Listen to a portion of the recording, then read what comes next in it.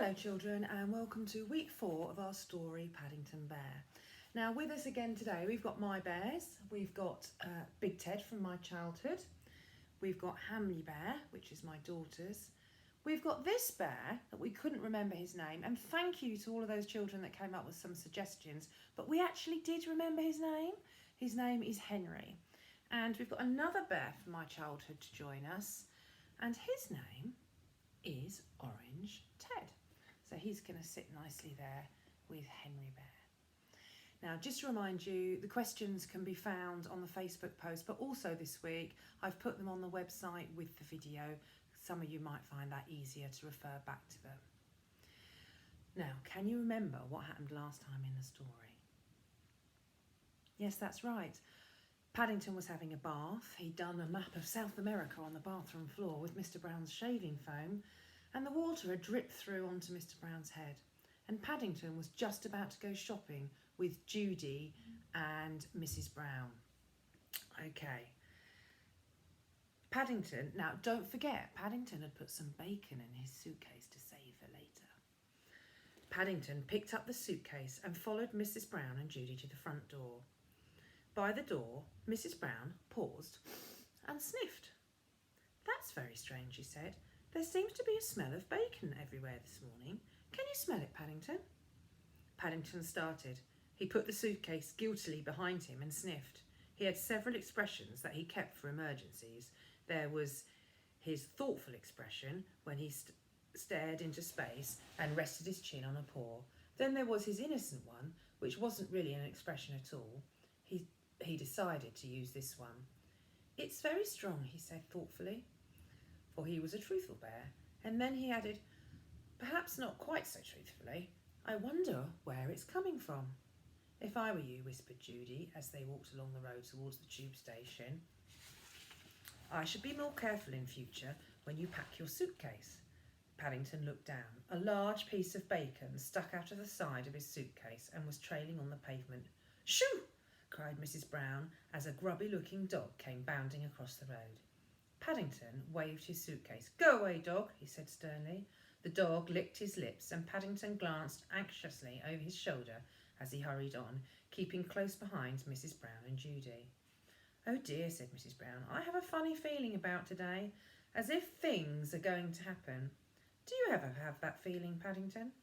Paddington considered for a moment. "Sometimes," he said vaguely as they entered the station. At first, Paddington was a little bit disappointed in the underground. He liked the noise and the bustle and the smell of the warm air which greeted him as they went inside, but he didn't think much of the ticket. He examined carefully the piece of green cardboard which he held in his paw. It doesn't seem much for 80p, he said. After all the lovely whirring and clanking noises of the ticket machine had made, it did seem disappointing. He'd expected much more for his money. "But Paddington," Mrs. Brown sighed, "you only have a ticket so that you can ride on the train. They won't let you on otherwise." She looked and sounded rather flustered. Secretly, she was beginning to wish they had waited until later in the day, when it wasn't quite so crowded. There was also a peculiar business of the dogs. Not one, but 6 of various shapes and sizes had followed them right inside. She had a funny feeling it had something to do with Paddington, but the only time she caught his eye, it had such an innocent expression. She felt quite upset with herself for having such thoughts. "I suppose," she said to Paddington as they stepped onto the escalator, "we ought really to carry you. It seems you're supposed to carry dogs, but it doesn't say anything about bears." Paddington didn't answer. He was following behind in a dream. Being a short bear, he couldn't easily see over the side, but when he did, his eyes nearly popped out with excitement. There were people everywhere. He'd never seen so many. There were people rushing down one side, and there were more people rushing up the other. Everyone seemed to be in a terrible hurry. As he stepped off the escalator, he found himself carried away between a man with an umbrella and a lady with a large shopping bag. By the time he managed to push his way free, both Mrs. Brown and Judy had completely disappeared. It was then he saw a most surprising notice. He blinked at it several times to make sure to make sure, but each time he opened his eyes, it said the same thing. Follow the amber light to Paddington. Paddington decided the underground was quite the most exciting thing that had ever happened to him. He turned and trotted down the corridor, following the amber lights, until he met another crowd of people who were queuing for the up escalator. Said the man at the top as he examined Paddington's ticket. What's all this? You haven't been anywhere yet. I know, said Paddington unhappily. I think I must have made a mistake at the bottom. The man sniffed suspiciously and called across to an inspector. Here's a young bear here, smelling of bacon. Says he's made a mistake at the bottom. The inspector put his thumbs under his waistcoat. Escalators is for the benefit and convenience of passengers, he said sternly, not for the likes of young bears to play on, especially in rush hour. Yes, sir, said Paddington, raising his hat. But we don't have Laters, said the inspector helpfully. Laters, said Paddington, in darkest Peru. I've never been on one before, and it's rather difficult. Darkest Peru? Said the inspector, looking most impressed. Oh, well, in that case... He lifted up the chain which divided the up and down escalators. You'd better get back down, but don't let me catch you up to your tricks again. Thank you very much, said Paddington gratefully, as he ducked under the chain. It's very kind of you, I'm sure. He turned to wave goodbye, but before he could raise his hat, he found himself being whisked into the depths of the underground again. Halfway down, he was gazing with interest at the brightly coloured posters on the wall, when the man standing behind him poked him with his umbrella. There's someone calling you, he said. Paddington looked round, and just in time to see Mrs. Brown and Judy pass on their way up. They waved frantically at him, and Mrs. Brown called out, Stop! several times. Paddington turned and tried to run up the escalator, but it was going very fast, and with his short legs it was as much as he could do to even stand still. He had his head down, and he didn't notice a fat man with a briefcase who was running in the opposite direction until it was too late. There was a roar of rage from the fat man, and he toppled over and grabbed at several other people. Then Paddington felt himself falling. He went bump, bump, bump all the way down before he shot off the end and finally skidded to a stop by a wall. When he looked around, everything seemed confused. A number of people were gathered around the fat man who was sitting on the floor rubbing his head. Away in the distance he could see Mrs. Brown and Judy trying to push their way down the up escalator. It was while he was watching their efforts that he saw another notice. It was in a brass case at the bottom of the escalator, and it said in big red letters, To stop the escalator in case of emergency, push the button. It also said in much smaller letters, Penalty for improper use, £50. But in his hurry, Paddington didn't notice this. In any case, it seemed to him very much of an emergency. He swung his suitcase through the air and hit the button as hard as he could. If there had been confusion while the escalator was moving, there was even more when it stopped. Paddington watched with surprise as everyone started running about in different directions, shouting at each other. One man even began calling, Fire! And somewhere in the distance a bell began to ring. He was just thinking what a lot of excitement pressing one small button could cause when a heavy hand descended on his shoulder. That's him, someone shouted, pointing an accusing finger. Saw him do it with me own eyes, as large as life. Hit it with his suitcase, shouted another voice. Ought not to be allowed. While from the back of the crowd someone else suggested sending for the police. Paddington began to feel frightened. He turned and looked up at the owner of the hand. Oh, said a stern voice. It's you. I might have known. The inspector took out a notebook. Name, please. Paddington, said Paddington. I said, what's your name? Not where do you want to go, repeated the inspector. That's right, said Paddington. That is my name. Paddington, said the inspector unbelievingly. It can't be. That's the name of a station. I've never heard of a bear called Paddington before. It's very unusual, said Paddington.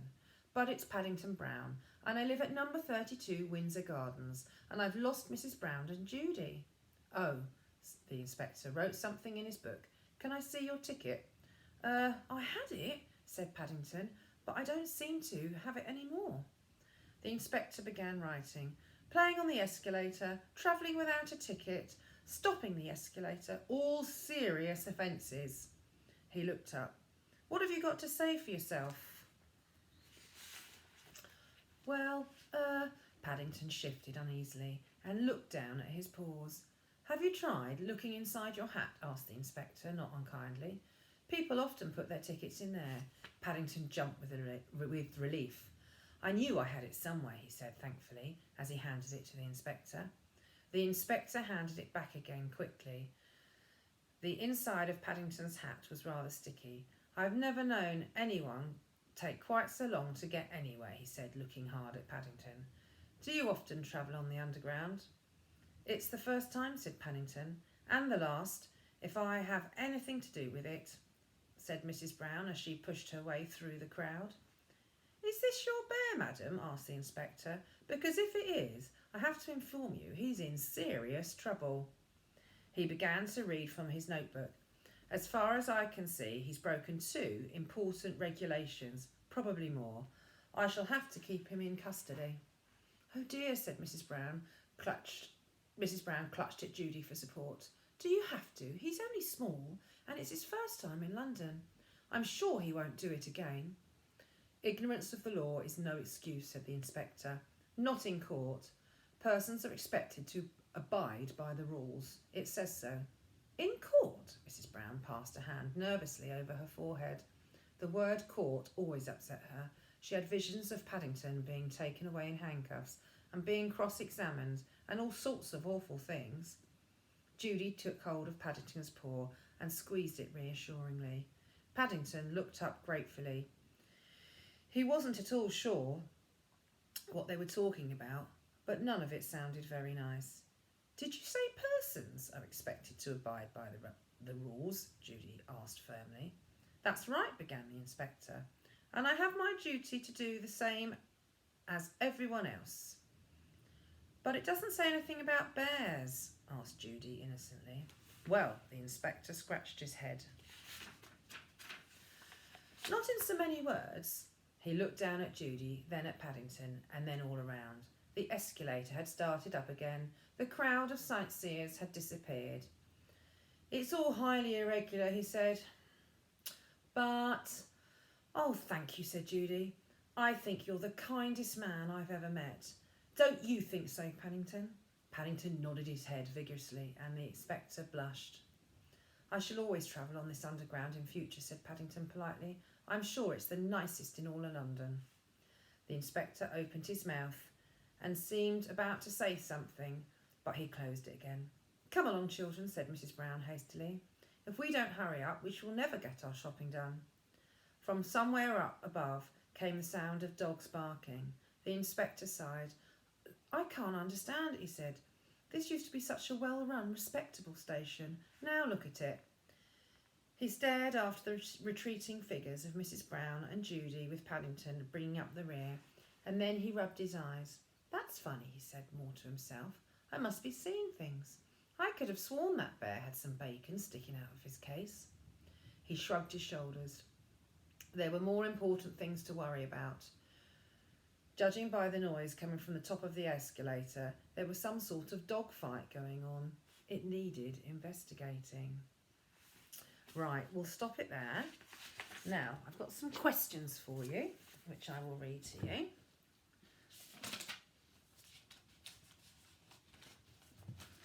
Okay. Just need to find them. Here they are. Question number 1. When they were leaving the house to go shopping, Mrs. Brown could smell bacon. Why do you think Paddington didn't own up to having it in his suitcase? Question 2. The noise of the ticket machine was described as whirring and clanking.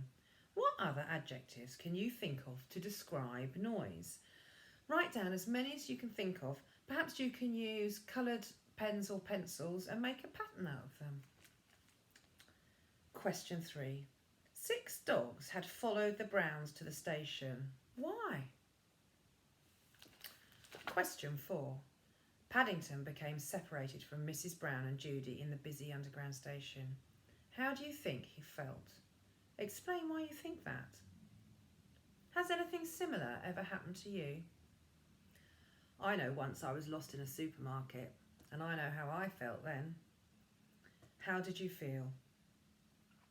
Okay, we'll leave it there for now, and I'll catch up with you next week for another part of our wonderful story, Paddington Bear. I hope this week you've been able to play with your bears or soft toys just like I have. Goodbye from all of us. Bye.